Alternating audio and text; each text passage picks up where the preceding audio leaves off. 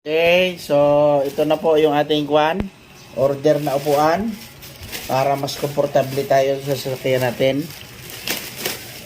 Hindi po inayos na no? Sira-sira po. Sira po yung kanyang hindi inayos ng package. Hindi inayos ng packaging. Ang maganda naman, hindi lang maayos ang packaging niya. Ayan, ito sa ito head. Sa neck pala. Ayan ganyan yan.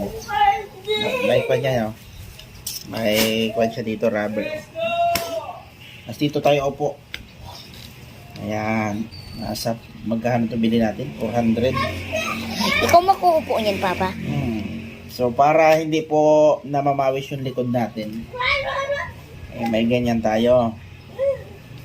Ayos. Ilagay natin sa upuan. So, ito na yung ating car cushion. Ayan. Ganda Hindi na papawisan yung likod natin dito. Matutuyuan tayo ng pawis sa likod lagi.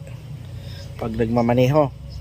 Lalo pag long drive. So, maganda itong ito. Komportable tayo. Habang nagmamaneho.